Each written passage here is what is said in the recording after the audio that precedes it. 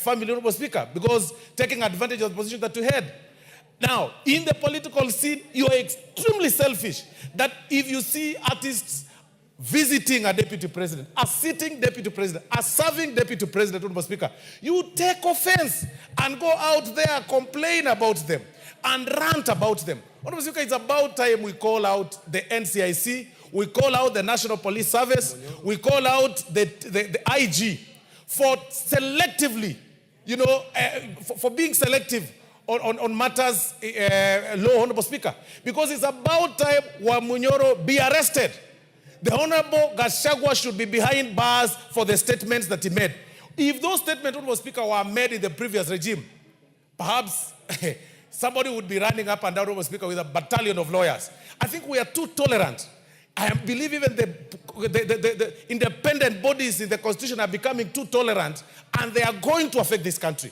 I mean, that you are being summoned by a body, a constitutional body, then you refer them through a lawyer, then and tell them, I can't attend, you are this and this. And then when you get arrested, you say it's political persecution. The Rigathi Gachagua should be a state guest, Honorable Speaker, latest this weekend. That is a state guest. He should be charged. He should be charged for incitement. He should be charged for, under the NCIC laws, Honorable Speaker. He should be charged, Honorable Speaker, he shouldn't be allowed to run up and down, Honorable Speaker, talking venom and spitting venom and calling everybody all kind of names, Honorable Speaker. These dramas, Honorable Speaker, must come to an end, especially now that we are heading to the election, Honorable Speaker. I beg to support Honorable Junet. Thank you very much.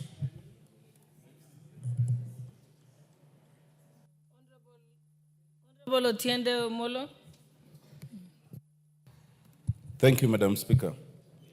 Madam Speaker, I think if any Kenya doubted why we impeached the former deputy president, now they are clear that it was legitimate and proper.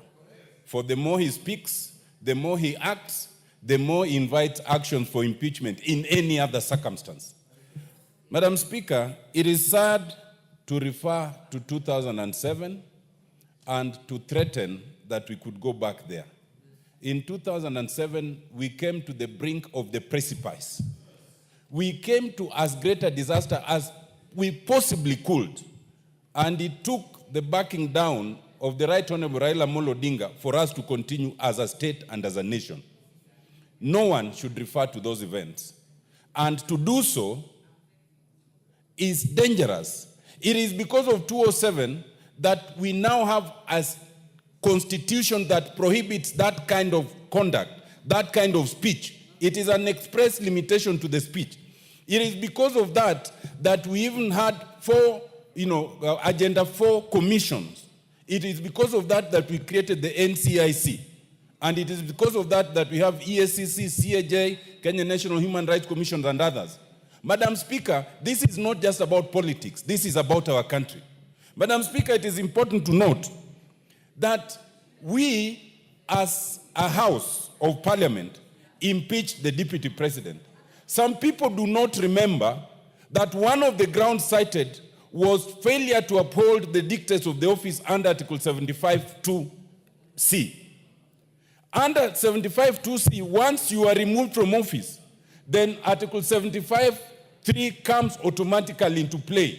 And that is to say that you can no longer hold any other state or public office.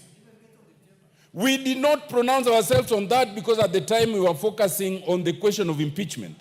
I think, Madam Speaker, now, what we should address ourselves to now on this matter brought by Honorable Junet is how do we now invoke Article 75(3) that now pronounces that the Honorable Rigathi Gachagua can no longer hold state or public office. That is when these things will reduce.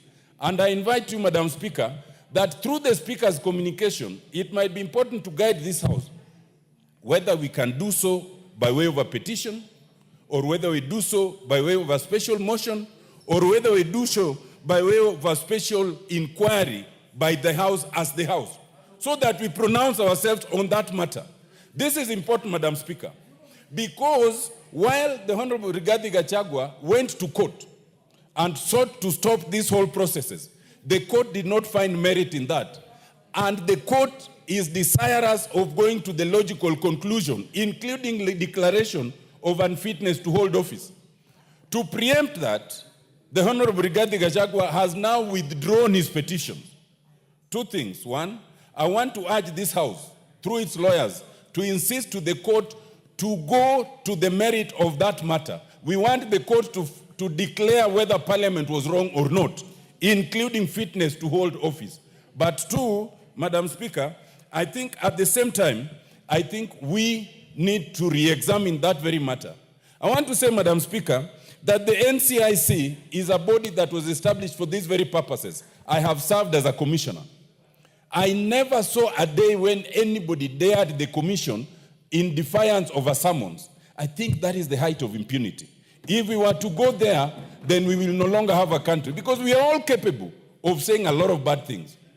I want to urge the NCIC to come of age and do what it needs to do. I want to urge that the NCIC must be shown to bite. Just 1 minute, Madam Speaker. You know, the Honorable Rigathi Gachagua cannot say that I will not attend because there are others who have uttered things that they've not been summoned. Anyone who says such things should be summoned. But in law, you cannot say that I am not guilty because Otiende Amolo is also guilty. No, guilt is personal. Accept your own guilt and then let the others be dealt with. Just the way you cannot confess on behalf of the others. I want to say lastly, Madam Speaker, that this matter is so serious that it should not be left at the level of a general discussion as we are doing it.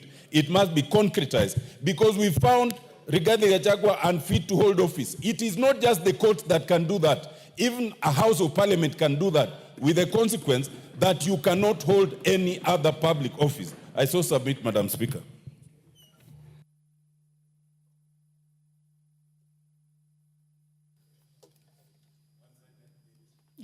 Honorable Nyamita.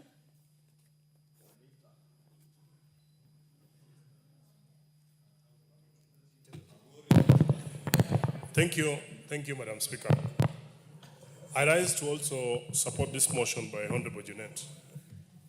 Madam Speaker, where I come from, particularly in my constituency, we have families that buried bodies without heads. Madam Speaker, in my region, there are families that buried heads without their bodies. And yet in the same region, Madam Speaker, there are families that are yet to account for their loved ones. There are people whose children were butchered as they watched in Naivasha. There are people who have not recovered from what happened in 2007. Some had lived in certain regions all their lives, gotten their children, established businesses, and had their life all going very well. But because of the post-election violence, Madam Speaker, of 2007, they have never known home, because even when they went back to their homes, they found they had no land, they had nowhere to settle. Madam Speaker, today we have IDPs who are yet even to be compensated. They have even petitioned this particular House that because of the actions that happened in 2007, they need to be compensated. That hasn't happened. Madam Speaker, in this country, different communities live in different parts of the country. And I actually dare say that the community where the former deputy president comes from, members of his community are all over the country, in different parts of this country. They have established businesses there. They have established families there. They are running their lives from those particular areas. That a leader like that can come and say that whatever happened in 2007, 2008 is like a Christmas party.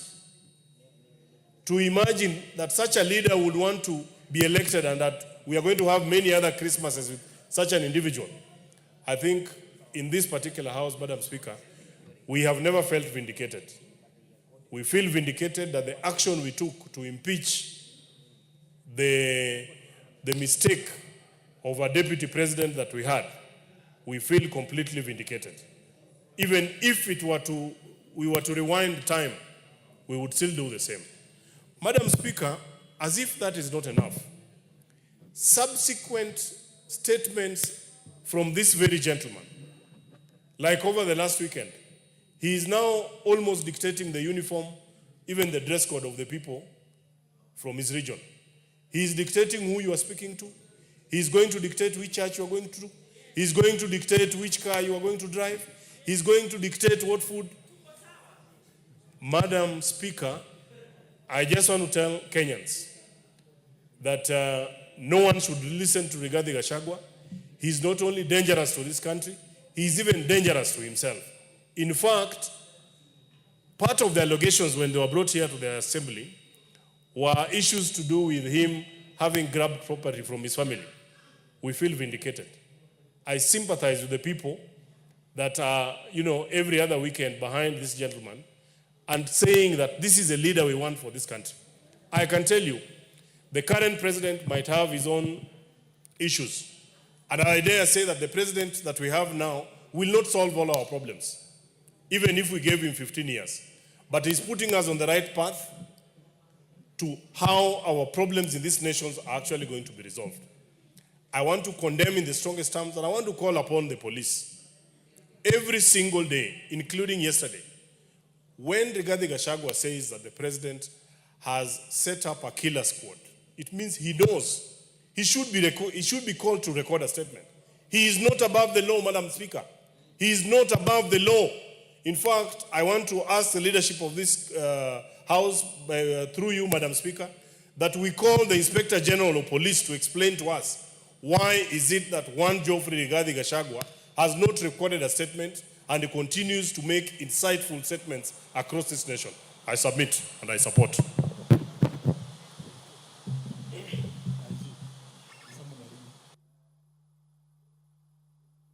The Honorable Hamed Abdisirat.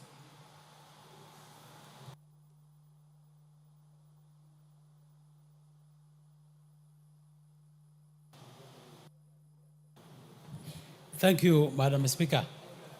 I want to join this debate by condemning the utterances of the former Deputy President. Madam Speaker, it's a known fact that the Deputy President was impeached after he violated the Constitution of this country. We thought we have stopped this, a reckless person, but unfortunately, he has become more dangerous. This House has found that he was unfit to hold any office. But now we're also seeing he's unfit to live with the public, and he needs to be behind bars.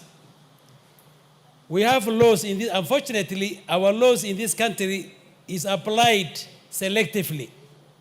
If a small person commits small crimes, they are brutally arrested and charged.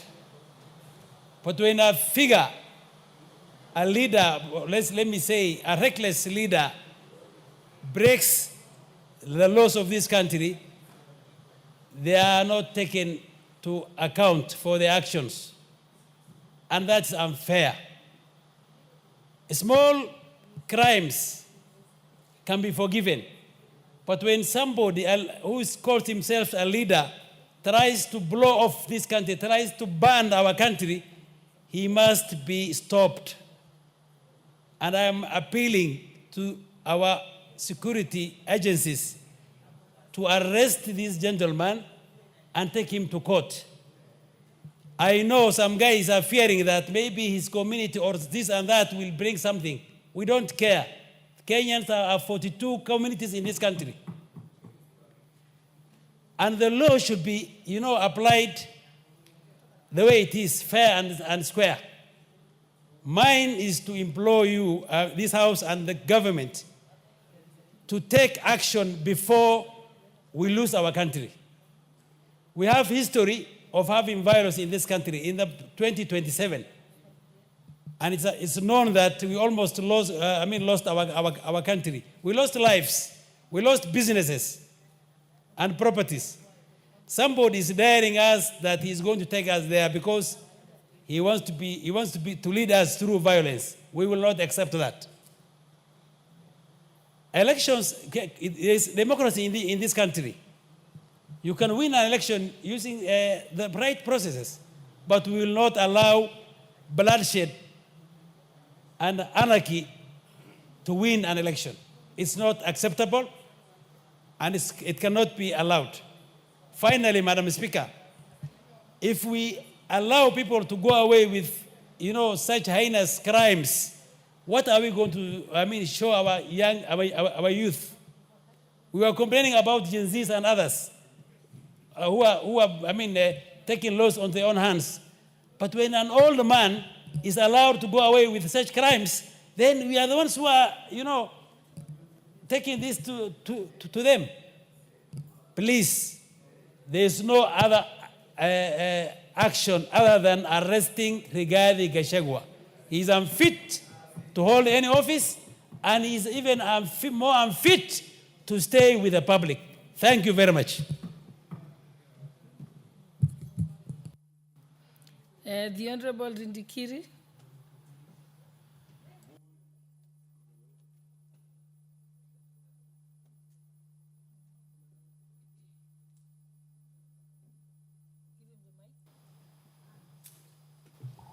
Thank you, Madam Speaker. I join my colleagues in condemning the actions, utterances, and unqualified statement by one Rigathi Gachagua. Mr. Speaker, this country, courtesy of our citizens, gave Gachagua an opportunity to serve as the Deputy President of this country. For 2 years, Madam Speaker, Gachagua never outed anyone to support the government or to execute on behalf of the presidency and the people of Kenya any developmental activity. Mr. Speaker, what Gachagua is known for is only one, talking about Mulima. Talking about Mulima. That has been his speech for 2 years. Mr. Gachagua is known for amassing wealth for 2 years. He never spoke about the poor of this country. He never stood to prosecute matters relating to our children. He never took time to execute any matter to do with our mothers. He never took time to execute any matters to do with the whole members of this country. Mr. Speaker, now this man was impeached, and the only thing that he can do is continuously insult people. Mr. Speaker, Gachagua's history on the media is endorsing the president. Madam Speaker, Gachagua's statement on the media is endorsing members of parliament.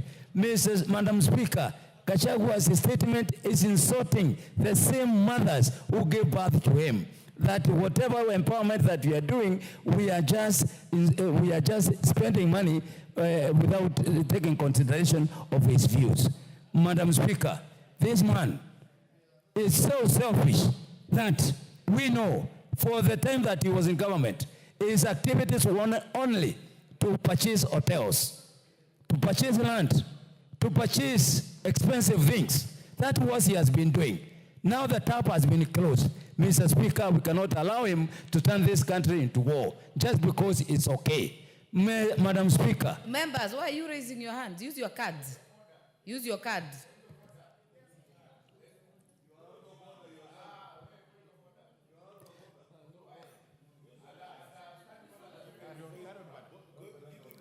Continue, Honorable Rindikiri. Thank you, Madam Speaker.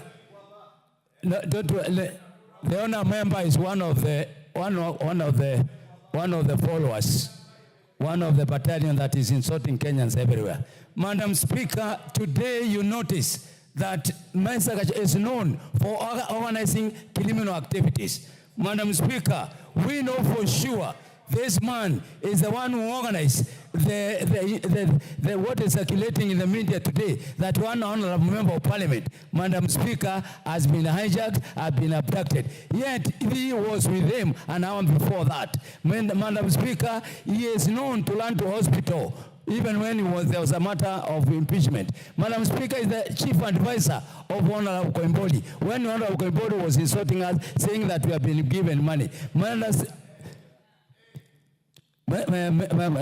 Speaker, we must resist this man at whatever cost.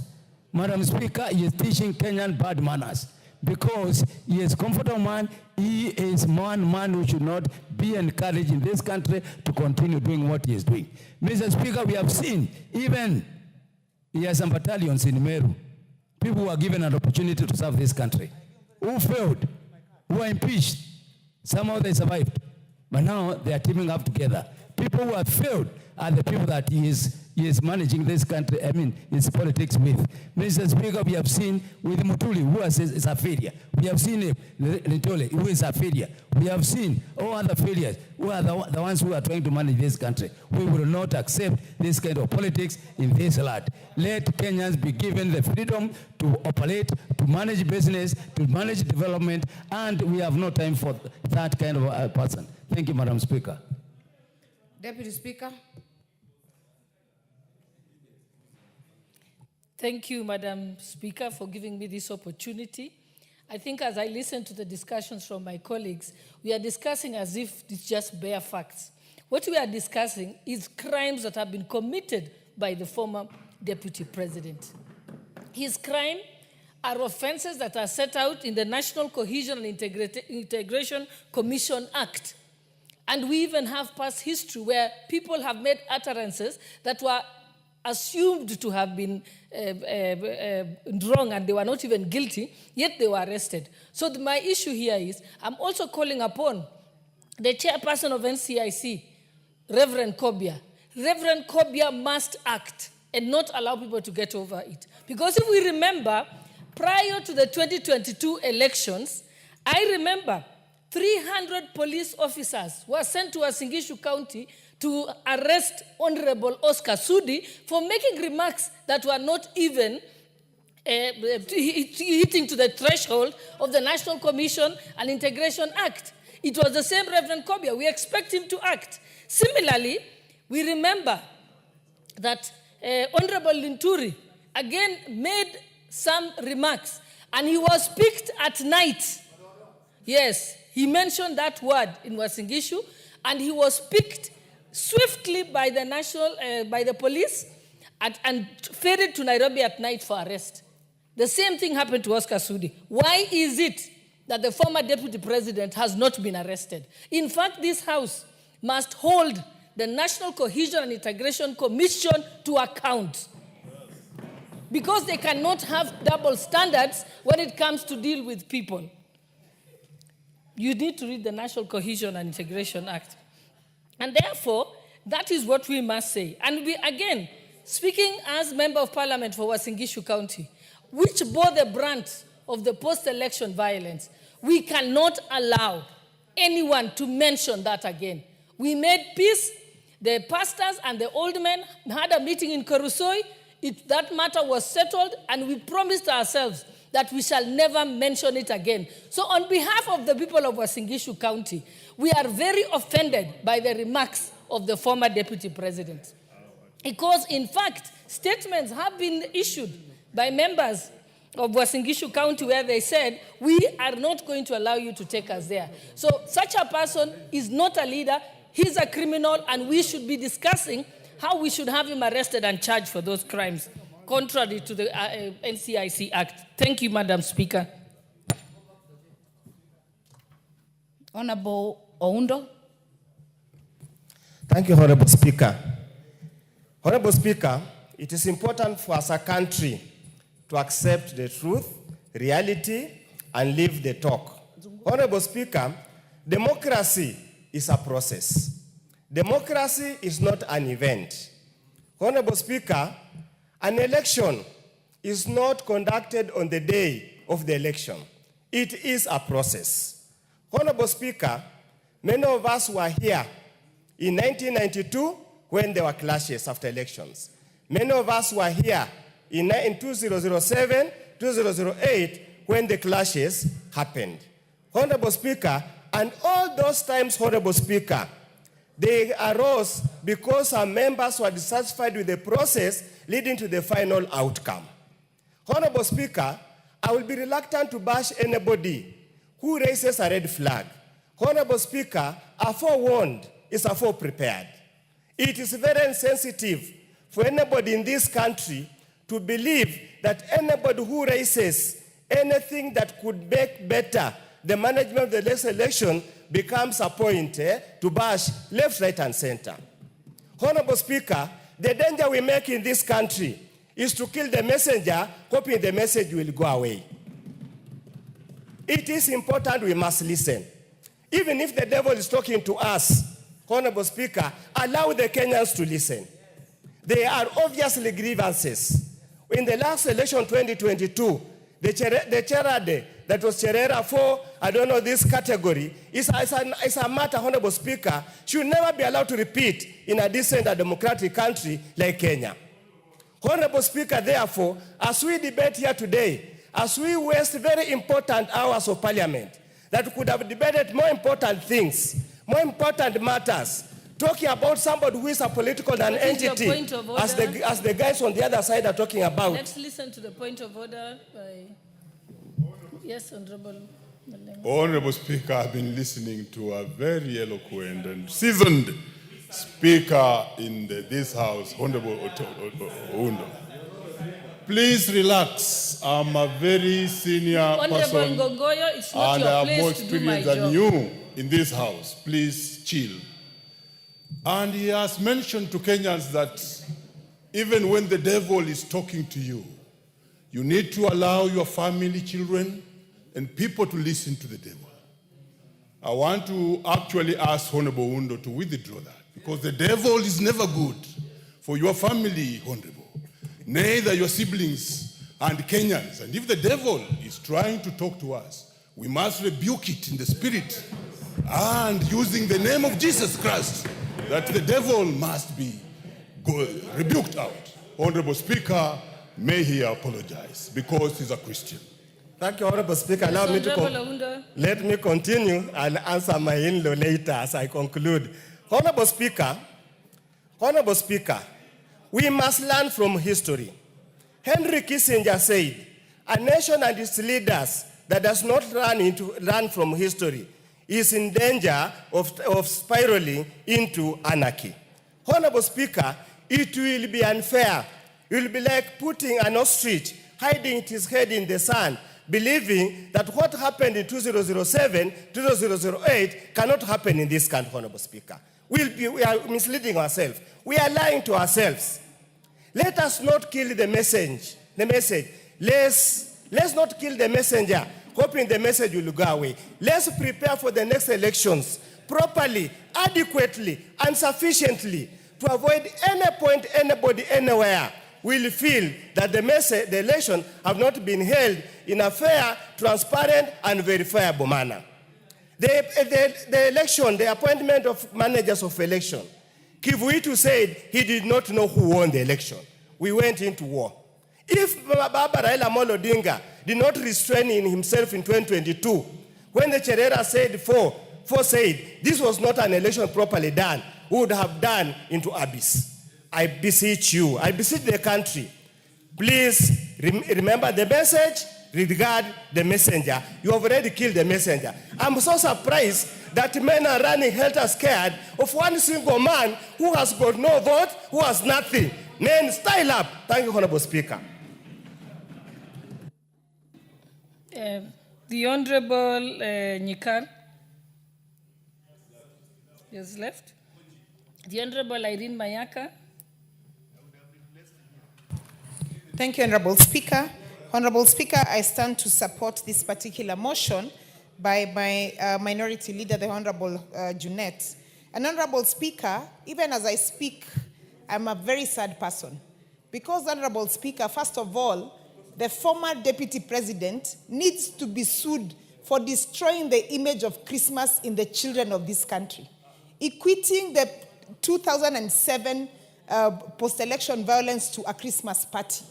Honorable Speaker, those of us who have family members that had their homes ruined in Kericho, they had to walk all the way to Nyamira.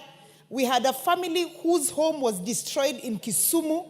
They had to walk all the way back to Kisii because of what happened in 2007. Honorable Speaker, we have people, Kenyans who were in Naivasha, Kenyans who were in the Rift Valley, who lost their homes some who got banned. Very serious things happened within that particular time. People are still suffering from the injuries, both emotionally and physically, that happened to them in 2007. So to hear the former deputy president speaking about that that would have been just a Christmas party, he's already preempting to us as a country that we'll go back to that kind of anarchy. Honorable Speaker, the children who were born in that year 2007 are now turning 18 years old. You can imagine how that would feel to these children come the year 2027, and then we are told that whatever happened before will be like a Christmas party. And Honorable Speaker, I'm just imagining that this same person was summoned to go and speak to the things that he said, and he refused. He is not listening to the rule of law. He does not plan to obey the rule of law. What kind of example is that kind of leader giving to our young people in this country?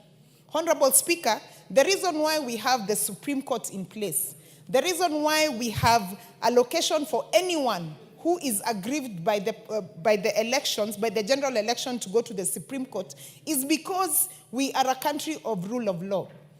Kenya has been a very fantastic example to the rest of the African countries and the rest of the world in how we manage our political process. So, Honorable Speaker, as I speak here, I just want to really support this motion because I cannot imagine in any way as a country, as the young people of this country, that we can be taken back to what happened in 2007. And anyone who supports that kind of utterances, Honorable Speaker, I'd just like to say to them, shame on you. I support.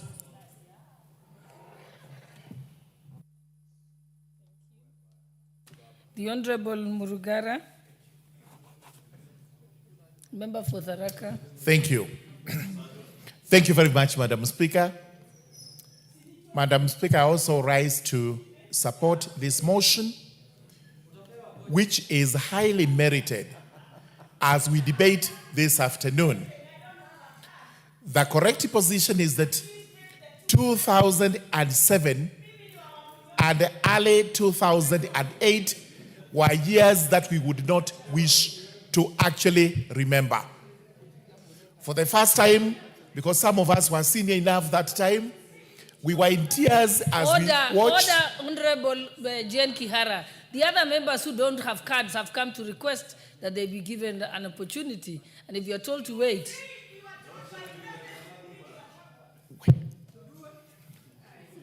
Madam Speaker, proceed, yes. We may proceed because we believe the subject of this discussion is not alone in this, and we've been told that there are some of us who are actually suffering mental issues, and this is a demonstration of such one case possibly when you just go out of the house yelling and trying to call things in a different direction when it is not possible.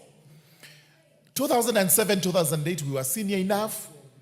We actually went into tears because of what was happening, simply because there were disputes regarding an election. It therefore gives us a very heavy heart to hear the former Deputy President, Rigathi Gachagua, calling that particular period as a Christmas season.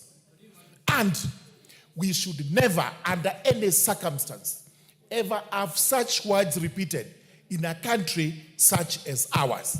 And this is why we are saying nobody is above the law. The law must be called in, and if you commit a crime, you must be prosecuted, whether you are who or who. One such crime is when you go to actually make statements that are divisive, that are actually divisive to the people of Kenya. If you wish to make a cautionary statement, this is how you do it. And I hope he's listening, because he goes around bragging that people from a certain region, which he prefers to call Mlima, the Mount Kenya region, elected fools. I do not believe that any of us who comes from that region is a fool. And if we are fools, he's also one, because he was selected from that region. Madam Speaker, dividing the country, profiling the country is not good and cannot be encouraged at all. Mount Kenya is not inhabited by one community. It is inhabited by several communities. And we've always spoken of unity of that region as we emphasize unity of the entire country. So to isolate the rest of the communities, emphasize on one community, is actually to balkanize that community with a view to saying we will stand alone against the rest of the country.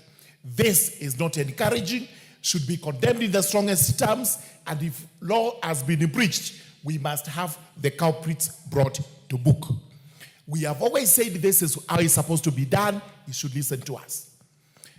There is no problem with warning Kenyans that you should not rig elections. But we have always said, if you do so, we will meet you wherever the law provides we should be meeting. You will be dealt with in accordance with the law. There's nothing wrong with that. But to say that if you try to do this, we will bring turmoil, we will bring the country into war, it cannot be encouraged, because this is actually what caused the events of 2007, 2008.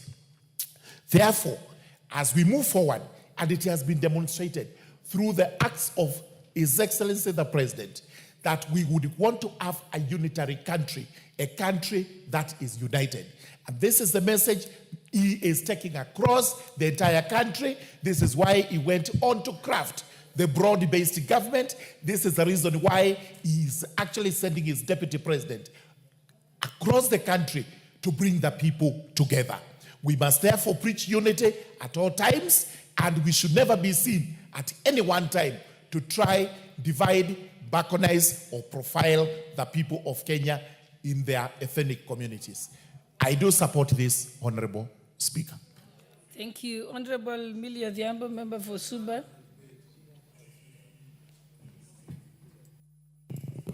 Thank you, Madam Speaker, for giving me this opportunity. Madam Speaker, I want to indicate at the onset that some of the issues that we are raising here for some people may sound like abstract ideas. I joined Parliament during or immediately after the post-election violence. Madam Speaker, I was part of a humanitarian committee for my party, ODM, that documented cases of post-election violence.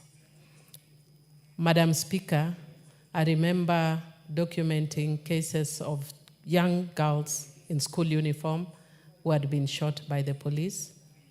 I remember a woman who had the husband's head decapitated and had to carry the head to Kisumu. Madam Speaker, I remember people from Kisii who were displaced. Madam Speaker, I remember people who are from central Kenya but in the diaspora who are displaced. We went to a specific camp where people were all displaced, but they were in different camps.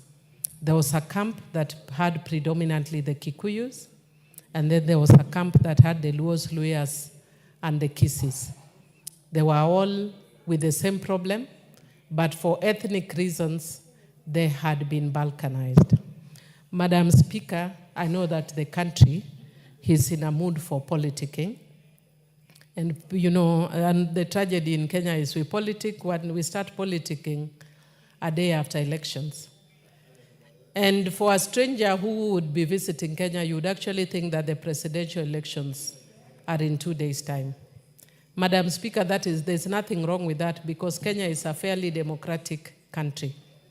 But it is extremely unfortunate, Madam Speaker, if we can use language that would incite ethnic animosity and ethnic violence, that would create the kind of violence that we saw.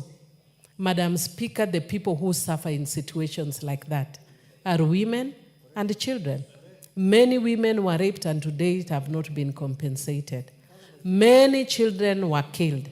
Madam Speaker, there's a young girl who has written a book which she gave to me, Madam Speaker. And in her book, she has documented that there were young children who were playing somewhere in the Rift Valley. And they were neighbors of all tribes. And her book is called Hop, Skip, and Jump. She was called Scholastica somebody. Madam Speaker, she documents how she changed from being an innocent child to looking at her neighbors from a tribal lens. She was raped, she underwent violation, and she lost her childhood. Madam Speaker, there are things we cannot afford to joke with or play with. Madam Speaker, I would want to encourage the Deputy President, former Deputy President, that I know is feeling very bitter at the way things stand around. Madam Speaker, he feels that he actually fought and brought this government into power. And I'm sure it can feel very bad when you feel that you brought the government into power, and now you are the one who is outside watching from view, Sasa. Madam Speaker, the way to go about it is not through bitterness and anger, because there's a point that leadership becomes beyond you. I know he's only served one term in Parliament, so he may not understand. And half a term as a Deputy President. But Speaker, there is always opportunities. Let him relax because he says he's a man of God, or at least he says his wife Dorcas is a woman of God. Let them appeal to God and use their godly words to bring unity to the country. There are things we don't joke about around with, Madam Speaker. There are things we don't politic around with. And one of them is the peace and security of this country. In terms of sharing and having views and going around and talking to people, that's all very well. Kenya is a democratic country. But let's not ever dream about what happened in 2008. I know it was not in this parliament, but some of us who are here went through post-traumatic stress disorder. And with those few remarks, I beg that we change our language. Honorable Melly, member for Tinderet. Thank you, Honorable Speaker. Thank you, Madam Speaker. Madam Speaker, I rise to also support the motion that our country went through a lot of upheavals in 2007 is something that we all know. We saw over 1,000 people lost their lives, Madam Speaker. Thousands lost their properties across major cities in this country. The economic upheaval that came out of that election was as a result of anger, was a result of talks that actually incited communities against one another as a result of elections, purported elections stealing. Madam Speaker, I just want to say this, that as much as leaders, we want positions, as much as we want to have certain positions in society, we should always know that we do not get those positions at the expense of the peace and tranquility of our country. The late Vice President, Professor George Saitoti, did say that there is a time when a country is greater than ourselves. And I want all the leaders within, and I think the former Deputy President needs to know that. As said earlier on by the Deputy Party Whip, he must be a very bitter person. He must know that as much as we are bitter, as much as he's feeling sad, as much as he has been out of power, he should know that this country, called Kenya, will live beyond him. This country will outlive all of us. This country, we have a responsibility as current leaders to hand it over to the next generation. Madam Speaker, I just want to ask the National Cohesion, the CEO, that he needs to take action against individuals who have committed crimes that are actually inciting Kenyans against one another. A case in point, and I think this has been said, is when a number of members in this House, last Parliament, made utterances, and most of them were arrested, they were taken before courts, and they answered to their charges. This is not victimization. It is actually trying to bring order to this country, trying to tell leaders that they are supposed to talk responsibly. As much as you want positions in power, you know that you have a country to carry on. Our former Deputy President knows very well that after serving 5, 10 years, for example, a leader will have to vacate office. The retired president is now in retirement, enjoying peace, enjoying tranquility. It is not proper for him to say that if he cannot get the position, then he has to ban the whole country, ban the people, bring the people down.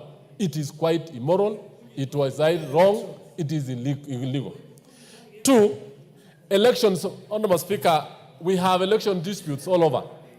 We have the court system all the way from the High Court to the Supreme Court. And we know very well that there are timelines to solve cases. The Right Honorable Prime Minister has lost several cases. And it's very honorable enough for him that he has not banned this country. And is one of the longest people to have run for elections in this country.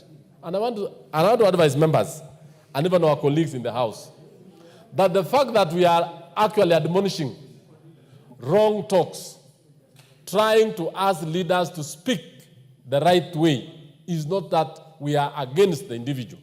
We are telling him his utterances are wrong. He is a Kenyan like any other. He's supposed to make sure that what he utters, what he says, and what he preaches, even the issue of assisting through the Arambe system for the women and for all that, all those things we do in our society, and it has really assisted our member society. So I rise to support, and I want to say that actually the actions of the Deputy President were not right. I support the motion. Thank you. Former Deputy President. Former Deputy President, thank you. The Honorable Russell, member for Saku. Thank you very much, Madam Speaker. Madam Speaker, I rise to support this special motion by Honorable Junet. We come from 42 different nationalities in this nation, the many and the few. Those who have never had privileges of holding, let alone senior offices like deputy president or presidents, but they have lived in this country in peace. In 1982, I was just commissioned into the army, and I was involved in putting out that coup of 1982. In 2007, I was a senior officer in the army. If the army was going to be divided, then this country would have gone to the dogs. I like how some of our colleagues are able to talk with a lot of gusto about don't kill the messenger or don't kill the devil. If you give the wrong message and devilish messages, then you must be killed. There's no looking away. There are 3 offenses. If one commits, these are serious offenses in any country: espionage, sabotage, terrorism. What we are hearing over our media, both social, print, and the open media and televisions, actually is both espionage and sabotage. When somebody can say on an open media that Kenya was involved in Sudan conflict, and these are our neighbors, we are with them in IGAD, and also we are part of the Africa Union, it simply means that you are putting Kenya at crossroad, and also you are pitting Kenya against other states. Madam Speaker, I am a Muslim, I am not a Christian. But our Christian brothers and sisters must not allow that pulpit. The churches are houses of God. They are houses of worship. They should not be used to divide this country, and they should not be used as playground of vitriol and for anybody to badmouth other leaders. There are different avenues where we are able to raise our voices. But what is happening now is going to divide Kenya right across the middle and pitting us against each other. The Rwanda genocide was actually instigated by one small radio called Radio Millie Collins. Initially, when they were fanning out a lot of vitriol and hate speech and incitement, people were kind of celebrating because they were on that side. But as soon as killing happened, nobody knew who was going to be spared. I think Kenya is bigger than that. If anybody wants to change leadership in this country, every 5 years we go for elections. Let people wait for their time. On the presidency, at any one time, there's only one president in Kenya. We have had late President Kenyatta, Mwai Kibaki, Moi, and Uhuru Kenyatta. They served their time and they walked away. Anybody who believes that Ruto must go away, then they must remove them through an election. Not what was staged on 26th of June last year, which in itself was an attempted coup, and we tried to look away. With those I support, and I think we must call this to an end. Thank you, Honorable Speaker. The Honorable Member for Igembe North. He has left. Okay. The Honorable Owen Bayer. I see you on the list. Honorable Speaker, I stand to support the motion by the Honorable Junet Mohammed. Honorable Speaker, the events of 2007 are very fresh in my mind, Honorable Speaker. And when I hear somebody speak about them in such flowery language that it would be like a Christmas party, Honorable Speaker, that really pushes a chill down my spine. Because in 2007, when the post-election violence just started, I was in Mwatate, Honorable Speaker, and my family, my wife, and my 2 children, and one of them was just half a year old. Honorable Speaker, when now people started saying, kila mtu aende kwao, and I had to travel all the way from Mwatate to Voi to Kilifi. Getting transport to move from Mwatate was one of the most horrendous things that I have ever gone through with a six-month-old baby, Honorable Speaker. Honorable Speaker, I remember we boarded a lorry that was carrying cabbages, and we were thrown at the back just to be protected so that we were not seen, because we were, at that particular time, we were Giriamas and we were in Taita. Look at that, Honorable Speaker, citing one community against the other. And we go to Voi. At Voi, we tried to get transport to get to Mombasa. Honorable Speaker, it was difficult.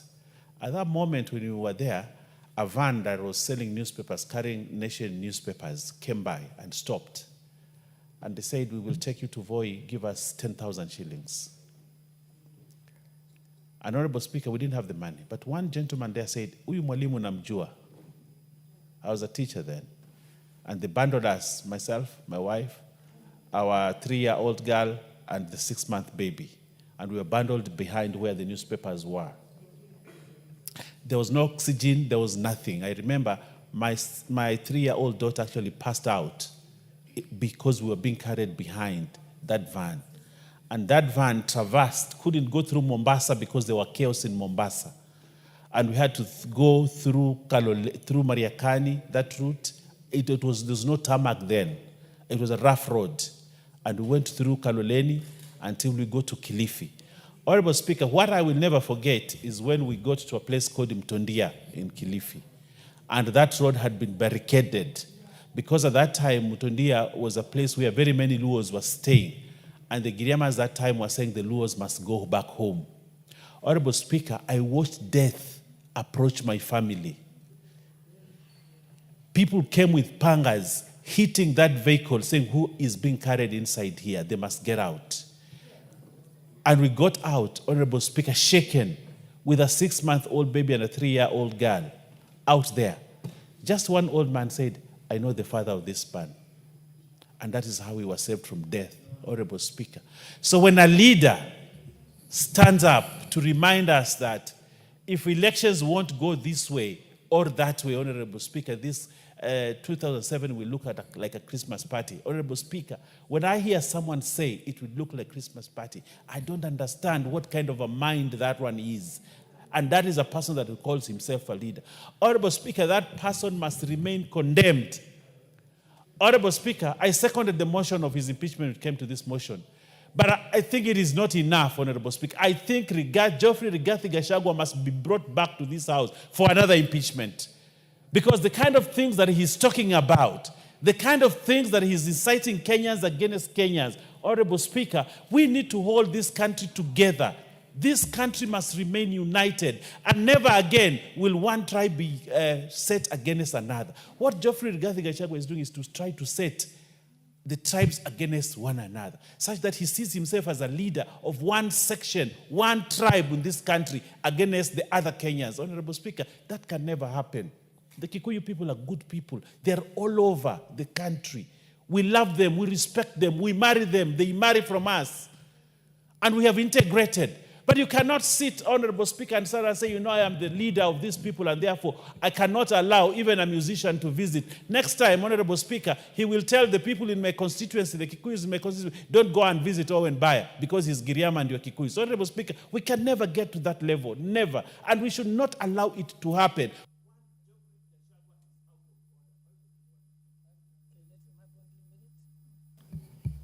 Honorable Speaker, one Geoffrey Rigathi Gachagua is out of order. And what he is doing is dangerous for this country, is dangerous in the fabric of this country, Honorable Speaker. And I want to ask NCIC to act. They have a law. They have powers. They need to come out of their cocoon and act. We cannot, if we allow one person to make those utterances, another person will also pick it up, another leader will also pick it up, it will become a chorus, and this country will go to the dogs. And I want to ask Geoffrey Rigathi Gachagua, the man that I once hosted in my home for lunch, stop what you're doing. You're out of order and you must come out as a leader. And if you think this space is not enough for you, stay at home at Wamunyoro, take care of your children and your wife and your goats and cows, and leave this country to be led by those people that are capable of doing it. I thank you, Honorable Speaker.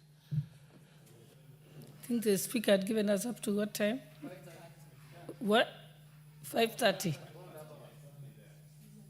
Okay. So I guess we'll stop there. Yes, what's your point of order, Honorable Jeanette? Madam Speaker, I want to, on behalf, as having been the person who moved the motion, Madam Speaker, I want to seek your indulgence to thank members for their contribution. Madam Speaker, the contributions have been very, very huge. And Madam Speaker, the members have spoken on behalf of Kenyans as representatives of people, Madam Speaker. Madam Speaker, having said that, I want to also invite you to the Constitution under Article 73, Madam Speaker, which says 73.3, a person who has been dismissed or otherwise removed from office for a contravention of the provisions specified in Clause 2 is disqualified from holding any other state office, Madam Speaker. So we are going to take this matter forward. We are either going to bring a special motion to the House, or we are going to bring a petition to the House, Madam Speaker, in accordance with the Constitution, Article 73.2, to declare and to pass on the floor of this House that one, Geoffrey Rigathi Gachagua cannot hold any other public office in the Republic of Kenya, maybe in Tanzania or Uganda or South Africa or Somalia. So, Madam Speaker, because even being a party leader, Madam Speaker, a party that intends to get money from the exchequer under the Political Parties Act, you become a state officer.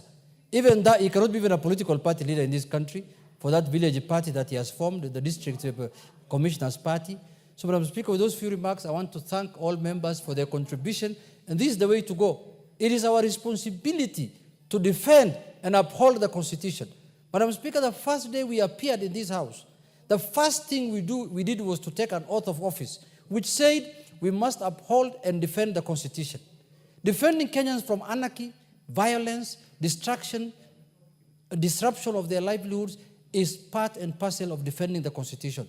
Thank you, Madam Speaker, and may God bless Kenya. Okay, we go to the next order.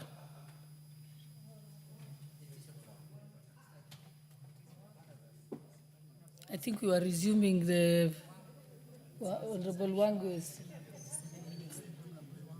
Okay. Honorable Wango, you still have 37 minutes.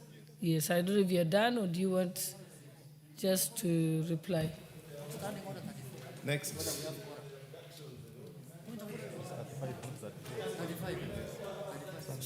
Point of order, Madam Speaker. Thank you. Point of order, Madam Speaker. I'm seeking for a point of order. Understanding order number 35, that we have no quorum.